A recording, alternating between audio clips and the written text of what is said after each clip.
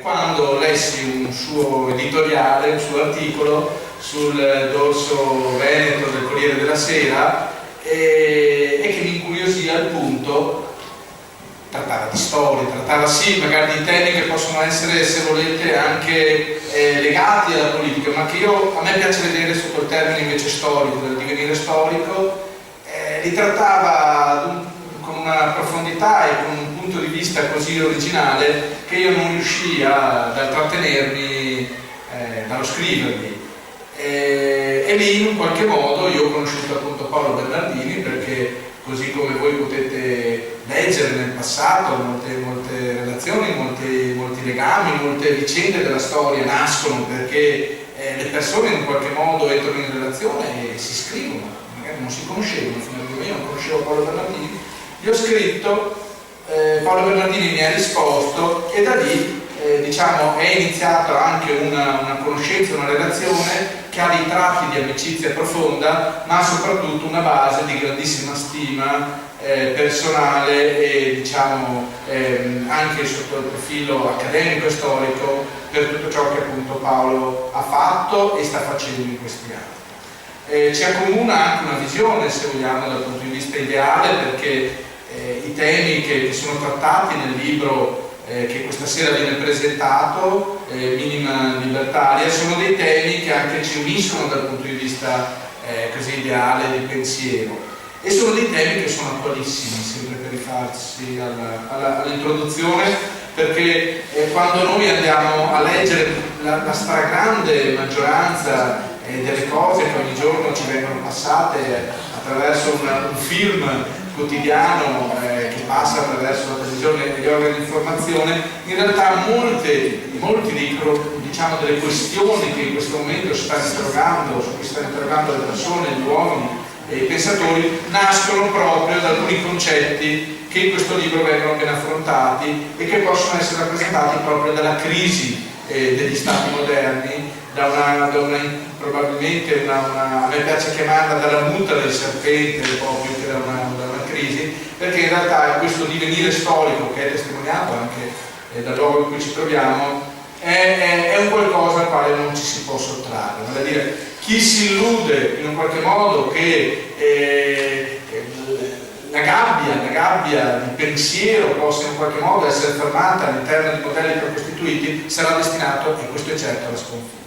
Sarà destinato alla sconfitta perché comunque gli uomini non si fermano, le persone non si fermano dal portare avanti i propri ideali di libertà, i propri pensieri, e non si fermano e non si rassegnano di fronte agli eventi dell'oggi e cercano comunque nel loro profondo di portare diciamo, alla costruzione di un domani che sia migliore. Questi quindi sono dei tratti che ci accomunano. Io non sono sicuramente diciamo, non ho un curriculum umanistico, anzi ho un curriculum tecnico, ma da questo punto di vista non ci sono differenze di curriculum, ma ci sono degli ideali, degli aneliti di creare un qualcosa di migliore che accomuna gli uomini, accomuna le persone e fa sì che queste magari spesso si conoscono, come io ho avuto il piacere e l'onore di conoscere Paolo Bernardini.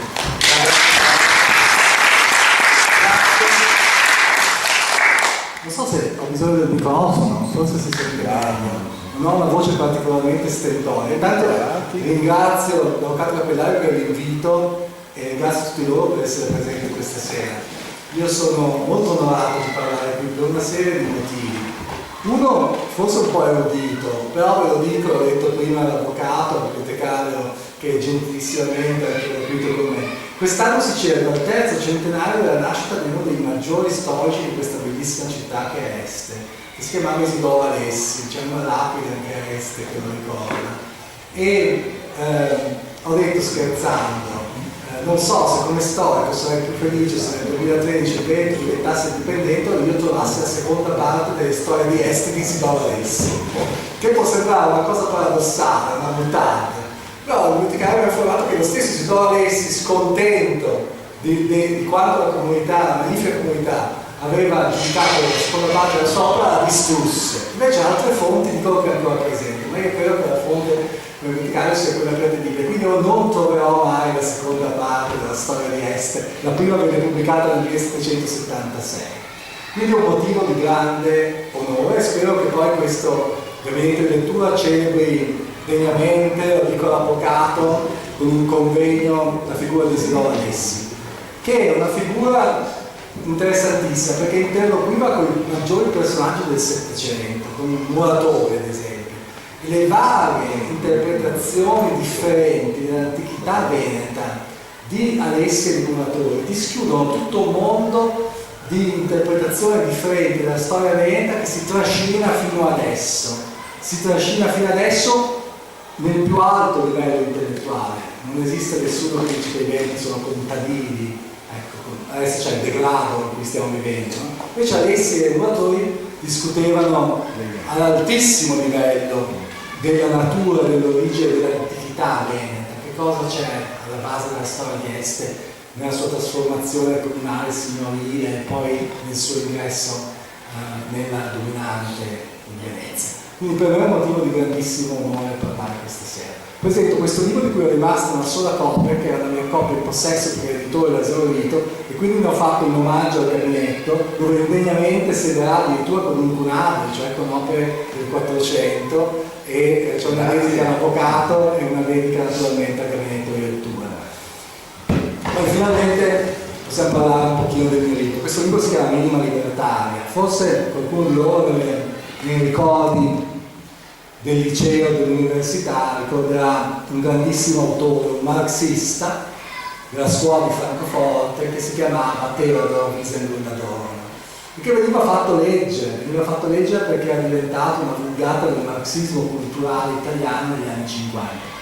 E aveva scritto un libro alla fine della seconda guerra mondiale che si chiamava Minima Moralia, meditazioni dalla vita offesa, che era stato immediatamente tradotto da Einaudi e io l'ho parafrasato in Minima Libertà e meditazioni dalla libertà offesa.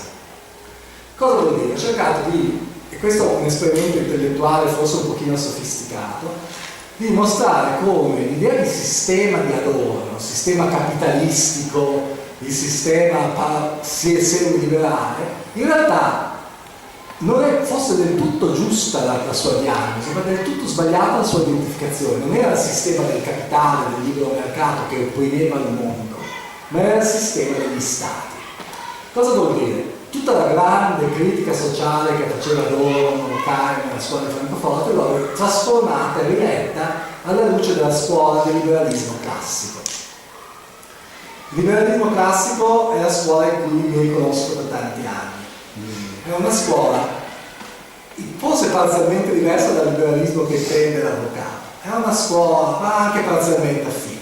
È una scuola radicalmente antistatalista che identifica il male assoluto con lo Stato.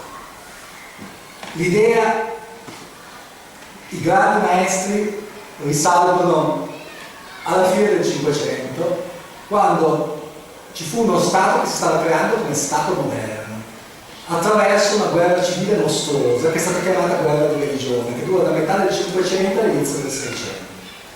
C'è un autore che è citato tante volte in questo libro qua, che adesso appoggiamo sperando che non cada miseramente, che si chiama Étienne de la Boétie.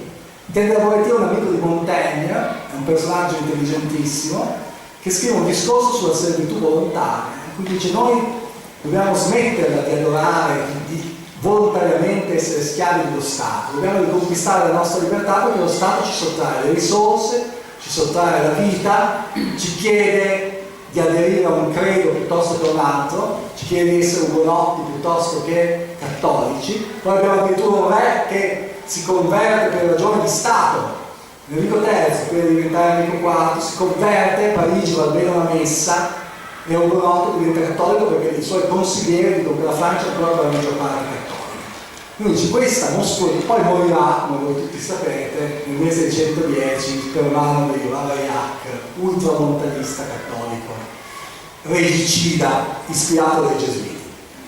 Da quel momento in Europa si crea una scuola di pensiero che dalla Francia passa all'Inghilterra, passa il grandissimo pensatore inglese John Locke, dall'Inghilterra poi ritorna in Francia nell'Ottocento con Bastiano Minnarí, arriva all'Austria alla scuola austriaca, si innesta, il discorso politico si innesta nell'economia.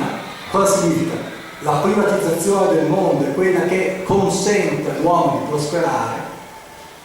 E poi c'è un grande maestro americano, Murray Rothbard, che muore negli anni 90, e poi c'è una grande scuola in Italia, piccola, c'è una grande scuola nel mondo, anche tanti in Italia, che si dicono liberali classici o libertari, ma non libertari nel senso dell'anarchismo socialista dell'Ottocento, dei primi del Novecento.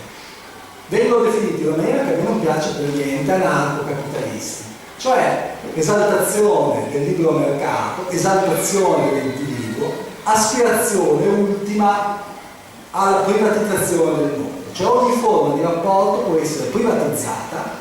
Siamo in un istituto privato, come l'avvocato ci ha ricordato, fondato, se noi prendiamo dal punto di vista del liberalismo classico, il gabinetto di lettura di Est, è un istituto che si regge sulle donazioni dei soci, le quote di iscrizione, gli affitti delle proprietà che sono affittate, e la cosa interessante è che non persegue uno scopo di lucro, non necessariamente il mercato o la finalità di un'azione umana. Attenzione, perché vi dico azione umana? Perché il più grande maestro di questa scuola, Ludwig von Mises, scrisse Human Action, l'azione umana, che è l'opera fondamentale per tutti noi liberali classici.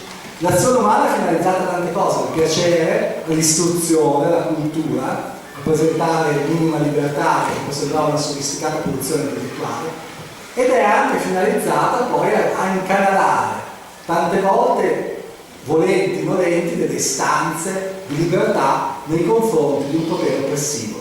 Coloro che hanno fondato questo consesso nel 1847 avvertivano come oppressivo il potere dell'impero, l'impero austriaco, allora si chiamava così, non era ancora austro-ungarico, non era più Sacro Romano Impero, e fecero una ampia lotta intellettuale per confluire poi nel grande mainstream del Risorgimento. Qualcuno probabilmente immaginava un'Italia unita sotto i Savoia, qualcun altro immaginava qualche altra forma di riscatto da quello che era sentito come oppressivo. Questo lo dico perché io sono sempre più convinto che le grandi rivoluzioni, come potrebbe essere, ma non parliamo di politica, l'indipendenza del Veneto, avvengono quando anche un'elite borghese intellettuale le supporta.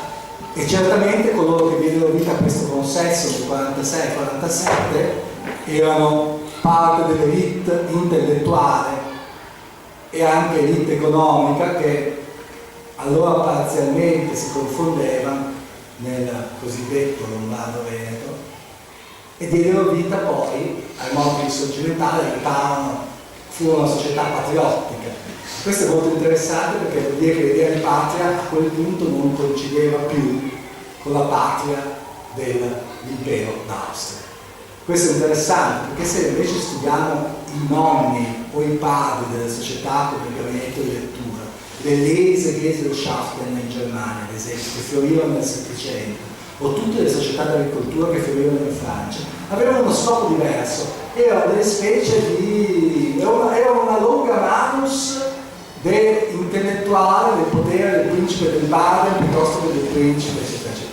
Quello che succede nel gabinetto di lettura è che invece questa elite, che allora viene rappresentata dagli aderenti e dai fondatori, gioca un ruolo anti-austriaco, e quindi, tra virgolette, filo italiano, non si sapeva poi come si sarebbe andato a finire. Certamente ha preso questo corso e poteva prenderne anche un altro. Questo è il liberalismo classico, detto proprio in pillole, una scuola che vede nella fine dello Stato la fine di uno strumento oppressivo. Uno strumento oppressivo che, come scrivo il Minimo Libertario, ha dato le peggiori prove di sé. Io ogni tanto, che sono cattolico, ogni tanto mi rimproverano perché dico che Giordano Bruno certamente è stato bruciato al rogo, però i 10 milioni di morti di Auschwitz li ha fatti lo Stato.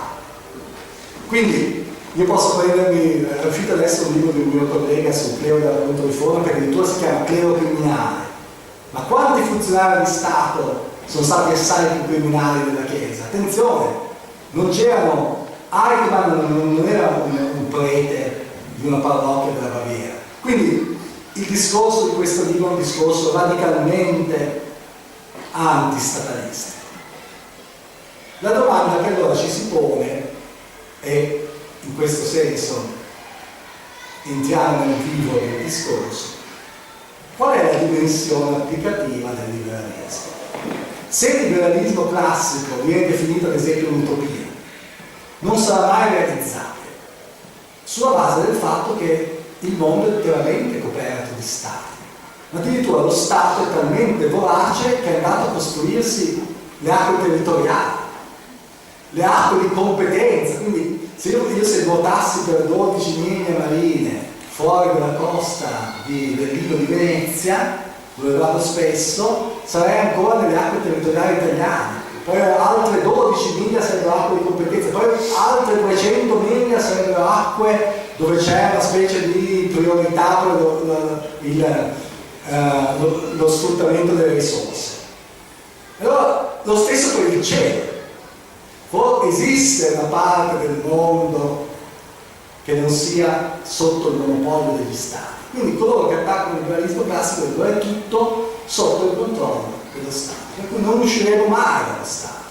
È una maledizione metafisica. Quindi il giorno che verrà fuori un nuovo Hitler, allora con le risorse che ci sono a disposizione della tecnica sterminerà, poniamo, tutti i veneti, piuttosto che tutti gli islamici, piuttosto che tutti gli nigeriani, perché lo Stato è cresciuto insieme al mare. Questo è un discorso radicale, il discorso del liberalismo classico. E la dimensione applicativa quindi è utopica. Tra 50 generazioni, come il film che mi sono guardato ieri, Time Machine, tratto da Wells, no? La macchina del tempo, non so quanto, del futuro, non so come l'abbiamo tradotto in italiano, che nel 1960 dal romanzo di Wells, che questo uomo viene proiettato in un futuro mostruoso peraltro, in cui ci sono delle lotte tremende tra la terra divisa in due fazioni. Allora non ci sarà più lo Stato tra 10 milioni di anni. Allora il discorso del liberalismo classico si pone: è possibile a breve o medio termine limitare lo strapotere dello Stato che cresce continuamente? Sono di oggi le notizie dello debito pubblico italiano che ha raggiunto cifre spaventose. Ora gli armamenti, c'erano già corse di armamenti, ma come gli Stati Uniti, che pure hanno moltissimo, hanno arsenali tali che potrebbero distruggere la terra in pochissimo tempo. Ecco, deprivando di ogni moralità lo Stato, per dire qual è il peggiore nemico del liberale classico? Hegel, lo Stato come spirito del mondo che si incarna, è lo spirito di Satana che si incarna. Allora la domanda è questa: è possibile agire in due direzioni, in concreto? La prima direzione che uno si pone, ad esempio nel caso dello Stato Italia, che non è il peggiore né il migliore di tanti altri, bisogna vedere anche oggettivamente, insomma, ci sono posti che sono più aggressivi e posti che sono meno aggressivi, ma che sicuramente è ridotto male. C'è il liberalismo classico nelle sue dimensioni applicative stataliste, che è un paradosso, dice privatizziamo tutto, privatizziamo la RAI, che ha una grande liability, un grande peso, non produce ricchezza. Adesso questi 13.000 dipendenti della RAI sono sostenuti dal canone che più o meno qualcuno paga, qualcuno non paga, qualcuno aspetta con il fucile, irritatissimo, che arrivino gli ispettori a casa proprio, entrino, chiedono avete la televisione, tenete nascosta nel bagno, nel gabinetto, aprite, perché ecco, poi sparate e succede questo.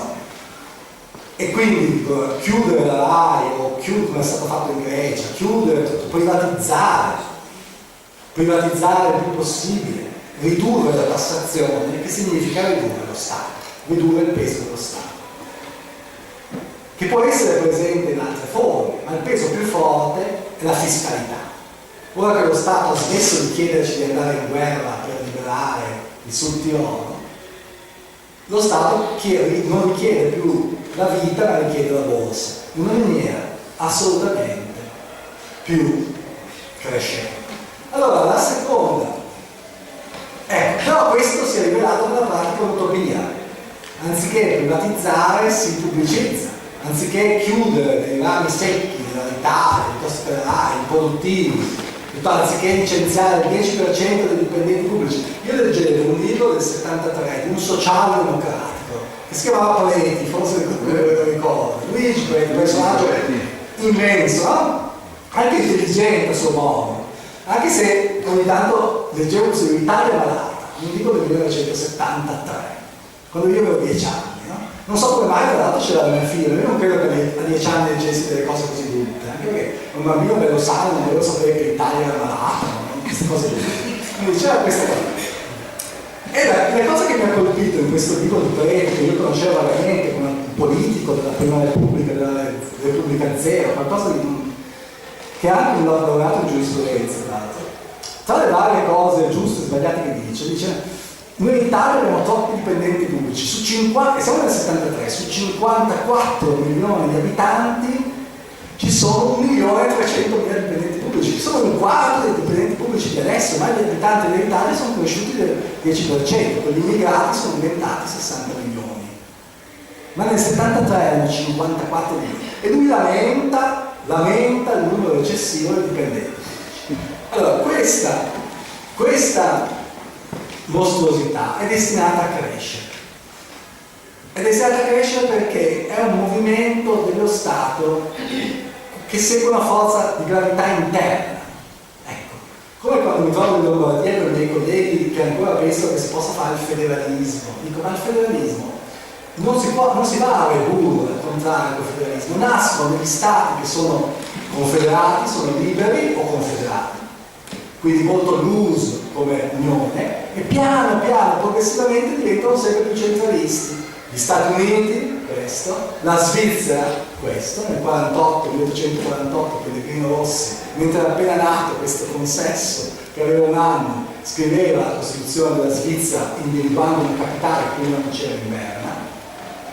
E come da centralista non si diventa federalista, ma è vero il contrario, come è vero che ad esempio la grande libertà, l'unico grande momento secondo me di storia degli Stati Uniti è quando vincevano gli Stati Uniti, quando le 13 colonie si erano liberate dal Giorgio III, dalla corona d'Inghilterra, e non si erano ancora date la loro Costituzione. C'è un periodo brevissimo in cui questi 13 stati sono liberi, avrebbero potuto anche rimanere tali, purtroppo non è andata così. Ecco, la Svizzera è lo stesso. Quindi, come non si dà questo, non si dà neanche il fatto che lo Stato smetta di spendere, perché cresce perché ha bisogno di alimentarsi. Hobbes, il grande nemico di Locke, a chi osa aveva paragonato lo Stato? Al Leviatano. Il Leviatano, in ebraico il Leviatano vuol dire balena. Behemoth, l'altra grande opera di Hobbes, vuol dire bue, altresì anche ippopotamo. È una cosa.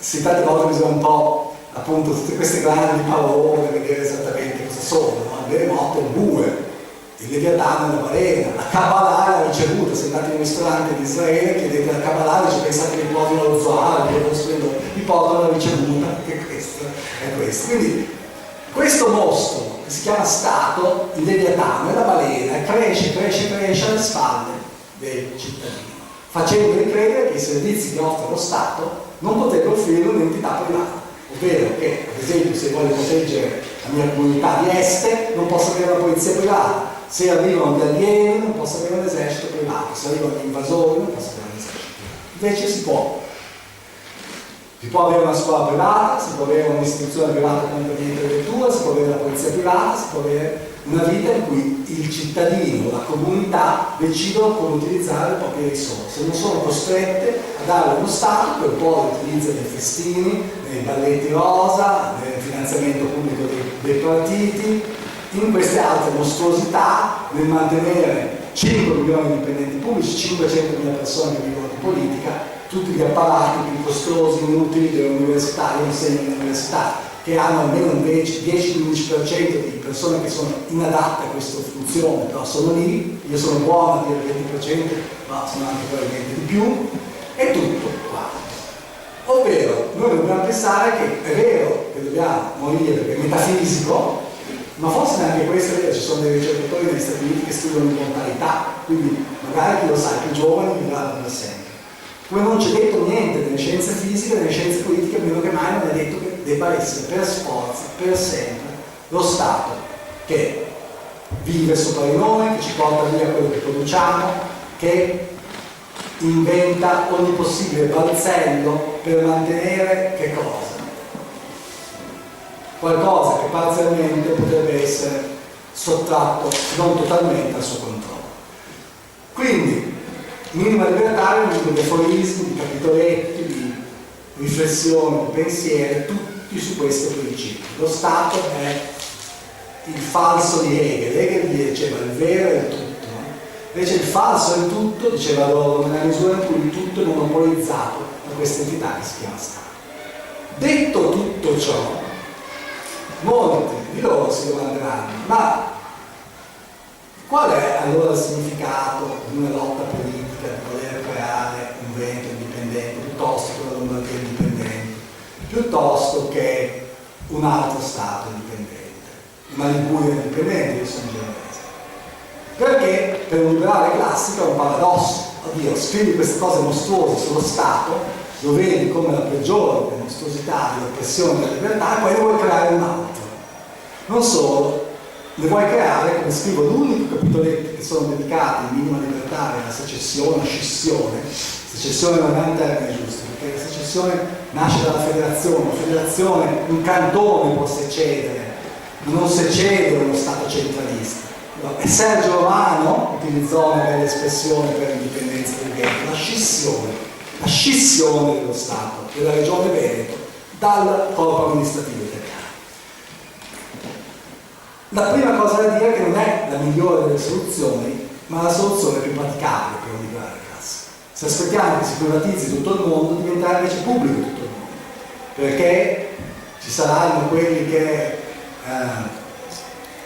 interessante con queste vecchie locuzioni della politica italiana, la fiscalizzazione degli oneri sociali, che usava Luigi Preti, queste mostruosità, cioè voi pagate e lo Stato decide per cosa pagate. Ci sarà l'intervento sempre più massiccio dello Stato per salvare qualcosa di insalvabile. Pensate, Obama, appena preso il potere, ha fatto la più grande iniezione di denaro pubblico per alterare l'economia della storia umana, per salvare i giganti di Detroit che non producevano più macchine competitive, quindi per alterare il mercato. La Chrysler dovrebbe metterci una bandiera americana, ma non perché fatta in America, ma perché è stata salvata da Obama, perché non era più adesso dalla Fiat, quindi, però nel 2008 lo va. Prima cosa da dire è questa. Seconda cosa da dire, c'è tutto un filone di pensiero che risale a Mises e poi risale alla scuola americana di Mises, Buchanan, che dice, e poi Hoppe, che è un tedesco trapiantato a Las Vegas, tra l'altro anche lui allievo della scuola di Francoforte alla lontana, di Jürgen Habermas, quindi è stranissimo che un marxista come Habermas venga fuori di là come Hoppe, ma è anche vero che ha scritto un libro che si chiama Una libertaria, che la matrice adorniana è molto presente. È possibile la secessione accademica. Cosa vuol dire? Vuol dire la creazione di un piccolo Stato, o nell'oggi di un piccolo Stato. Anche questo con tutte le cautele. La Corea del Nord è un piccolo Stato, ma è una dittatura. Cuba è un piccolo Stato, ma è una dittatura. Poi ci sono piccoli Stati di ispirazione socialdemocratica, per cui io non sono d'accordo, però vivono bene. La Danimarca è un piccolo Stato, l'Austria è un piccolo Stato, però ricordiamo, noi portiamo sempre come modello l'Austria, modello anche Gianluca Labone spesso. Ricordiamoci che l'Austria ha un livello di fiscalità altissimo, c'è una soglia marginale con l'altra dell'Italia per i redditi più alti, il 50%. Cioè non è un paese, si possono creare questi paesi. Un piccolo Stato però d'altra parte è, dal punto di vista della creazione di un piccolo Stato, un male minore. Ma in una situazione di disperazione come avvertiamo tutti, tante volte il male minore è un bene grandissimo. Ecco, e questo è il discorso dell'applicativo. Il piccolo Stato, ad esempio, sarà poco portato, con alcune eccezioni, all'uso delle armi.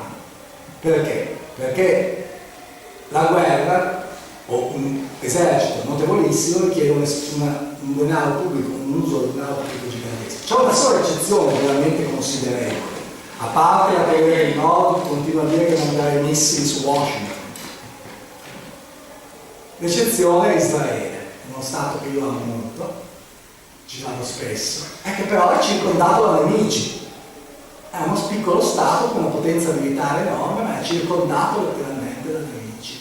Ce l'ha dentro la striscia di Gaza, che poi oltretutto anche i poveretti della striscia di Gaza hanno i loro interessi e le loro sofferenze. Quindi un piccolo stato che, con l'eccezione di Israele, che non credo che la Corea del Nord possa bombardare gli Stati Uniti sinceramente, avrà meno tendenza alla guerra, che è una delle peggiori attività degli stati. Guerra offensiva, la guerra difensiva è un po' un problema, comunque insomma, avrà meno tendenza alla guerra, avrà più facilità a controllare i suoi pubblici amministratori.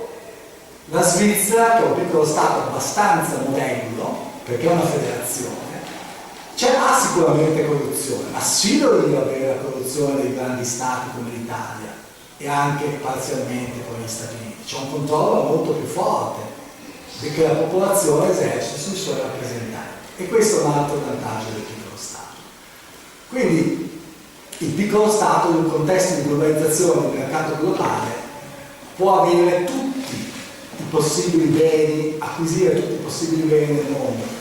Quando sono nati grandi stati come l'Italia, come la Germania, come la Francia, come si è consolidata la Francia, o la Spagna moderna? Nell'Ottocento, quando, essendoci un regime di barriere e dazi tariffari di carattere forte, si doveva creare un grande stato per poter produrre tutto ciò che era necessario, perché si poteva decidere la Germania a un certo punto, piuttosto che l'impero, di non importare più e non esportare più, tant'è vero che l'Italia, così nemica dell'Austria, si affrettò, perché l'Austria è ancora un impero molto potente, ancora più potente, è diventato impero austro-ungarico con l'alleanza con l'Ungheria, a firmare la Triplice, che poi fu purtroppo, con grande disgrazia dell'Italia, violata un giorno prima del famoso 24 maggio 1915. Allora, il piccolo Stato ha questi vantaggi. Un altro vantaggio del piccolo Stato che è una tendenza storica. Alla fine della seconda guerra mondiale c'erano 70 stati nel mondo, con la decolonizzazione e così via stiamo per toccare quota 200. Per un liberale classico puro dice bene, prima c'erano 80 mostri, adesso ci sono 200 mostriciati. E però, come dire, non di solo pane libertario vive l'uomo, non di solo idee libertarie vive l'uomo.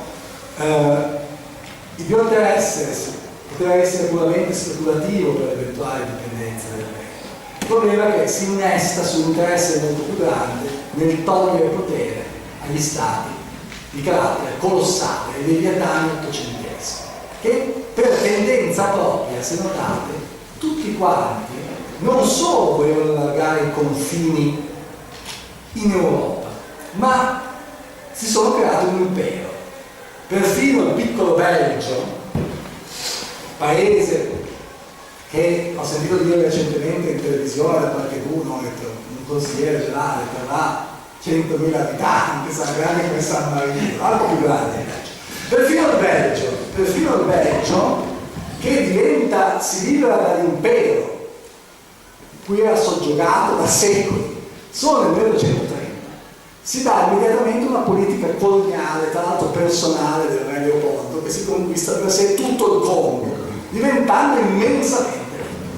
L'Italia comincia la sua politica coloniale, che sappiamo bene, comincia subito dopo l'unità e termina con la fine della seconda guerra mondiale, con la deprivazione di tutte queste povere colonie che erano rimaste l'unica parte di Africa che era rimasta nei guai ancora adesso, creando tra l'altro una liability, nel senso che, scusate, mi sono dimenticato la Germania, che non paga la politica bismarckiana di aver annesso e sottratto con la guerra del 1866, che noi conosciamo, ma loro non sanno neanche che era la seconda, la terza guerra di indipendenza.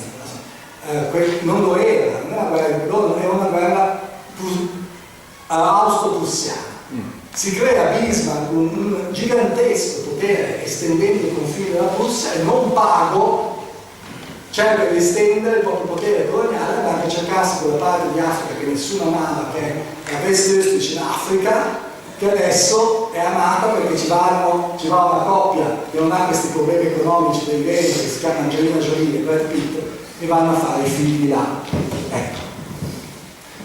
L'Italia si conquistò la Somalia, sappiamo tutta la storia, insomma, Libia, Albania, Somalia, per un periodo anche l'Eritrea, eccetera, eccetera, creando l'Etiopia per un lungo periodo, creando una situazione coloniale di deficit, cioè insieme alla Germania fu una liability, non fu un asset, costò di più di quanto non ricavò. Tant'è vero che l'imprenditore che sta creando dei resort di lusso in Somalia guadagnerà più dai suoi resort di quanto aveva mai guadagnato l'Italia con le imprese coloniali.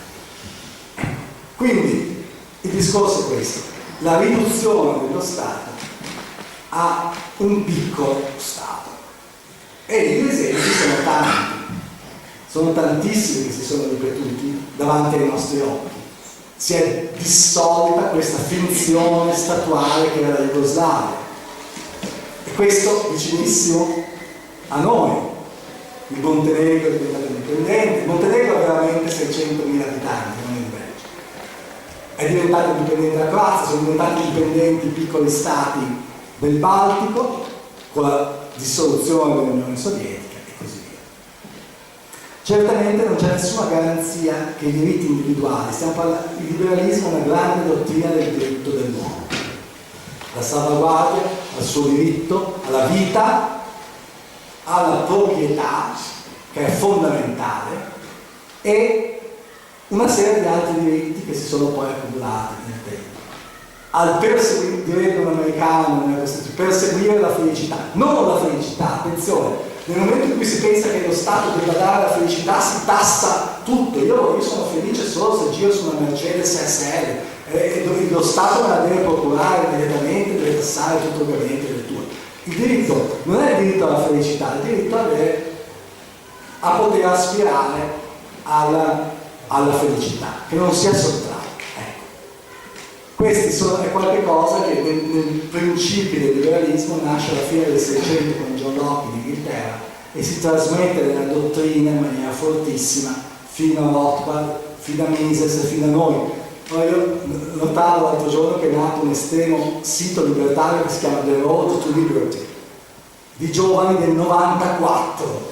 A questo punto io mi sono già visto morto insieme a Mises, Rothbard, Locke, addirittura insieme a Etienne de la Boétie che è morto all'inizio del Seicento. Perché questi giovani hanno ottenuto una lucidità di pensiero immensa. Quindi esiste un liberalismo come dottrina che ha una sua purezza assoluta. Esiste un liberalismo come applicazione che ha due strade: la ricerca della privatizzazione di tutto, ma non è possibile. Perché? Non è possibile, perché una legge storica dice che lo Stato cresce, la spesa pubblica cresce. Vito Tanzi, grandissimo economista, ha pubblicato anni fa un libro su quanto immensamente sia cresciuta la spesa pubblica. Quando si parla della Prima Guerra Mondiale, furono aumentate le tasse agli italiani, che erano bassissime al confronto, cioè nessuna aliquota del 43%, per finanziare la guerra contro l'Austria, la Germania, la Turchia e gli imperi alleati. E poi da allora si sono finanziate la guerra in Etiopia con le accise sulla benzina, per cui io penso che ci siano ancora dei reparti segreti specializzati italiani, perché noi continuiamo a pagare 2 euro al litro quasi la benzina con le accise, quindi ci sarà ancora una guerra in corso per noi sconosciuta, dove quando trovavo sulle isole del Giappone trovavano dei combattenti 20 anni dopo la fine della guerra che ancora speravano di combattere contro gli americani perché aspettavano l'ordine del tenno dell'imperatore che dicesse che la guerra era finita. Non era mai arrivato, per cui questi inselvatichiti con i loro fucili dicevano: noi continuiamo a combattere con gli Stati Uniti. No, sono passati 20 anni, sono morti tutti, è stata bombardata Hiroshima e Nagasaki, non è finita la guerra, è stata firmata Yalta, i trattati di pace, dopo 20 anni ancora combattevano. Ecco, non c'è modo per cui scelta, come non c'è modo di passare da un regime centralistico a un regime federale, non c'è modo che uno Stato decresca la propria spesa pubblica. Quindi lo Stato cresce costantemente. È molto difficile poter ridurre la spesa pubblica, quindi la tassazione, quindi il livello di libertà dell'individuo è sempre più basso. Ci sono anche stati, e questo è ben chiaro, questo è stato ben chiaro ai creatori di nuovi stati, questo lo dico nel mio, col dissolversi ad esempio dell'Unione Sovietica. Io vado a gennaio, tornerò in Kazakistan, dove sto aiutando a mettere su un'università in Kazakistan. Dovrei andarci più spesso, ma purtroppo per ragioni di temperatura sono molto a disagio, perché appunto stavo congelando una volta, perché mi sono trovato a aspettare un autobus a meno 38 gradi senza nessun riparo. Ho aspettato l'autobus per mezz'ora, però poi non potevo più salire sull'autobus. Sono caduto giù sotto l'altro che avevo cambiato, poi mi ha messo in una specie di pentolone di acqua bollente e mi hanno salvato. E tu dico, ma perché non vieni più spesso a noi in Kazakistan? Perché non ho la tempra dei grandi, non so, navigatori veneziani zen che andavano giù nell'Artico, cose del genere, che sono imborghesito, la borghesia. Sono imborghesito. In Kazakistan, piuttosto che in Bulgaria, piuttosto che dove vado anche abbastanza spesso, questo è stato chiaro ai creatori di questi nuovi, o meglio, a coloro che hanno riscattato questi stati dal dominio comunista. La Russia di Putin, l'aliquota della Russia di Putin è al 10%.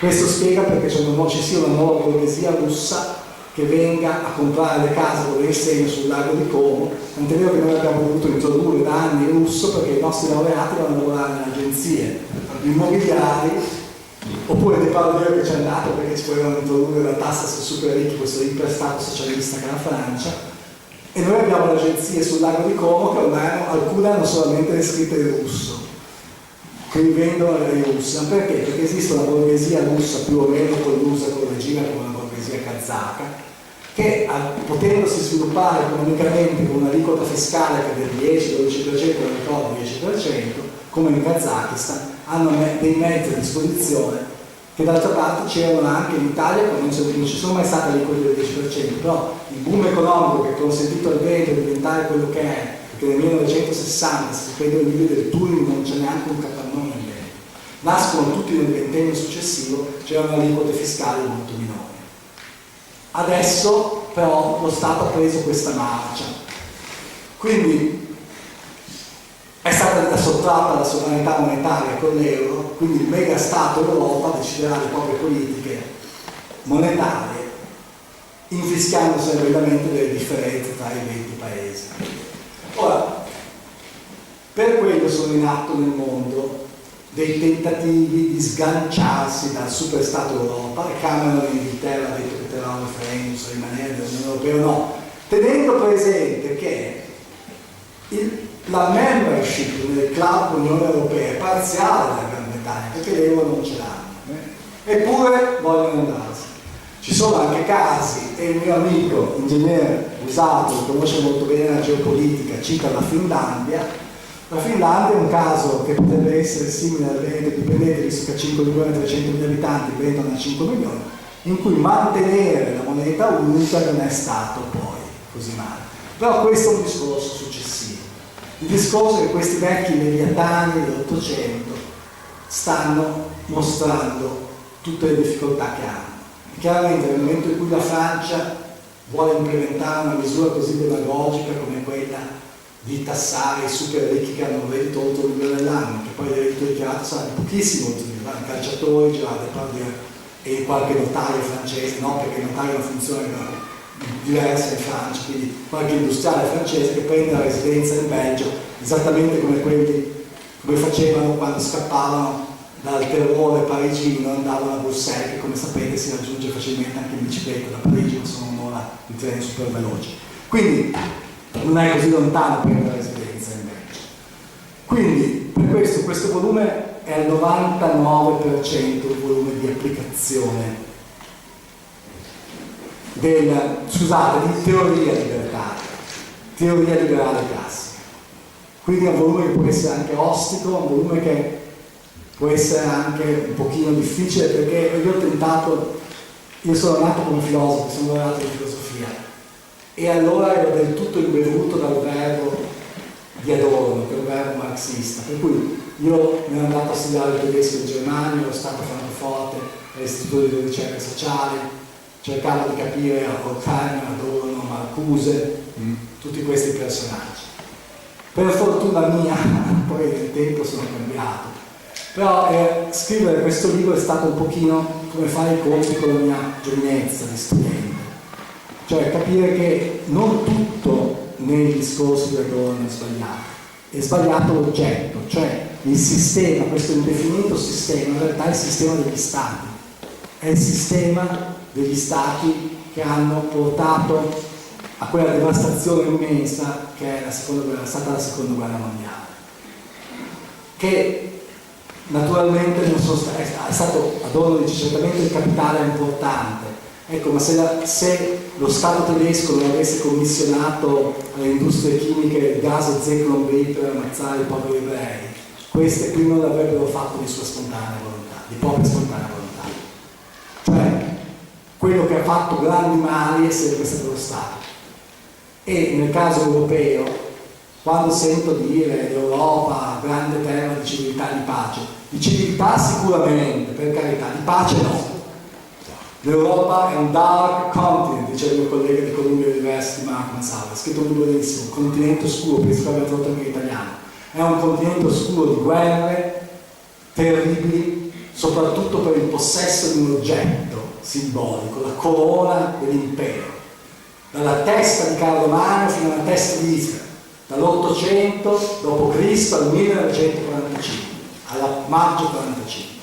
Sono 1145 anni di disgrazia, di una civiltà guerriera, una civiltà violenta, una civiltà temprata dall'acciaio che le altre civiltà non avevano, che ha consentito a Cortés e Pizarro di sterminare interi eserciti.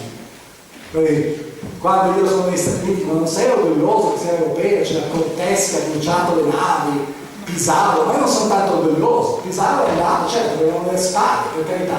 Poi hanno sterminato tutti questi popoli, gli Inca, i Maya sono già sterminati da soli, non si sa come, gli Aztechi, eccetera.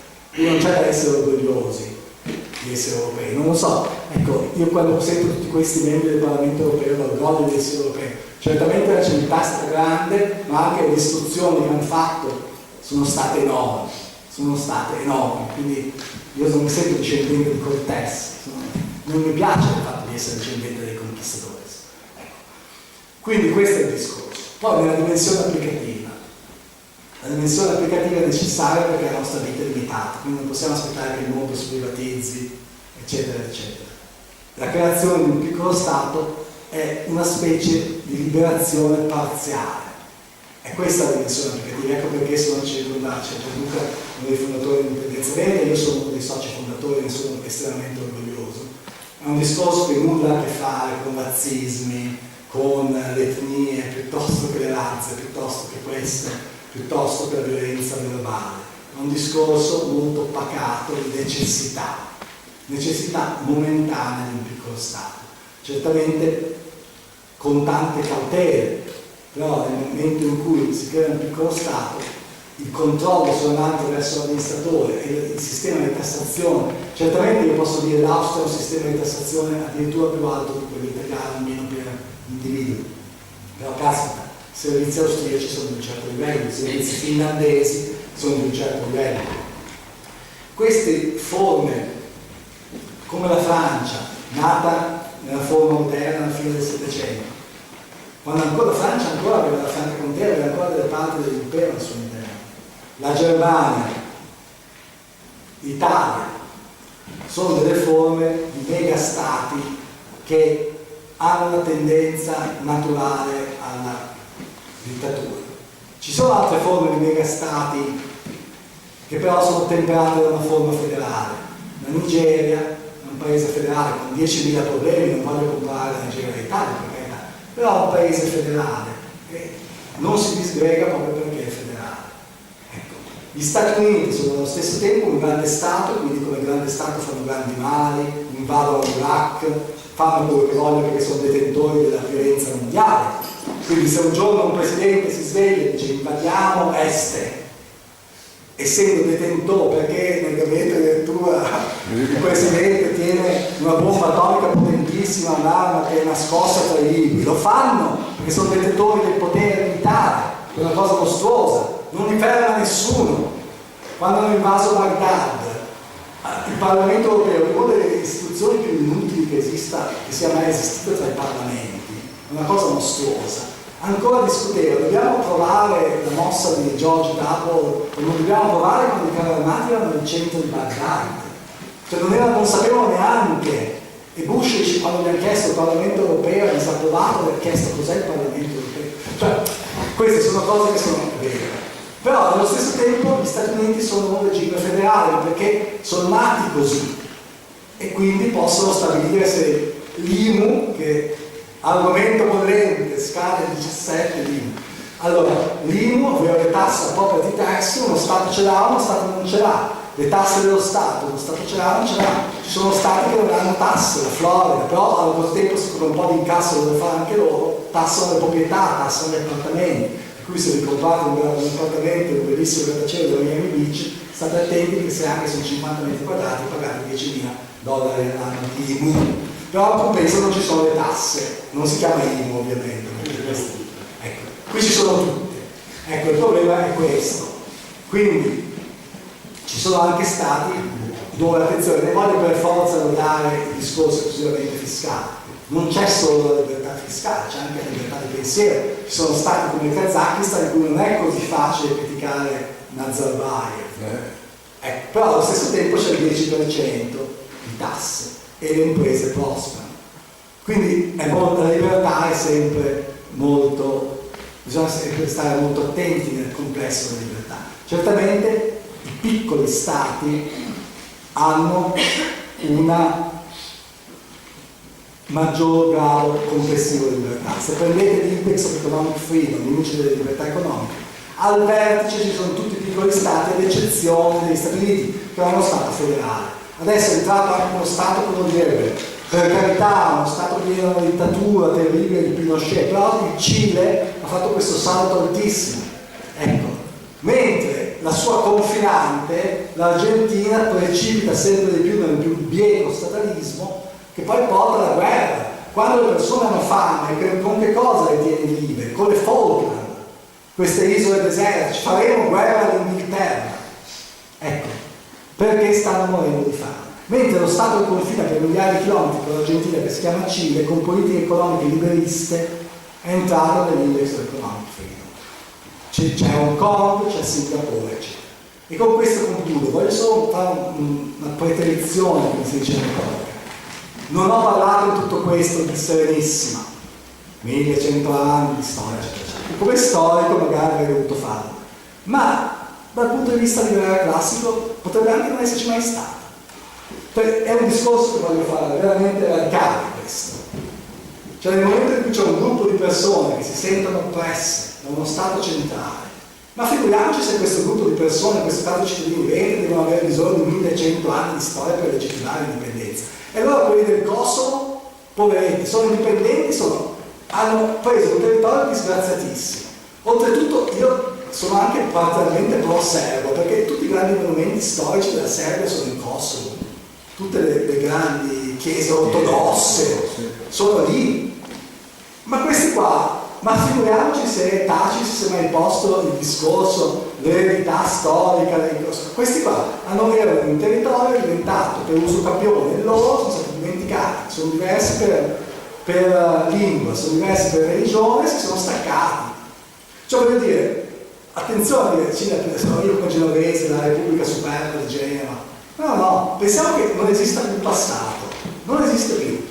C'è un gruppo di 5 milioni di cittadini oppressi, 9 milioni di lombardi, poi i lombardi è un caso pazzesco, che i lombardi proprio sono la più grande rapina della storia. Adesso sto scrivendo un articolo in inglese se è comparabile alla rapina che lo Stato centrale italiano fa alla Lombardia e Veneto, è comparabile a quella che fece all'India per un secolo la corona inglese.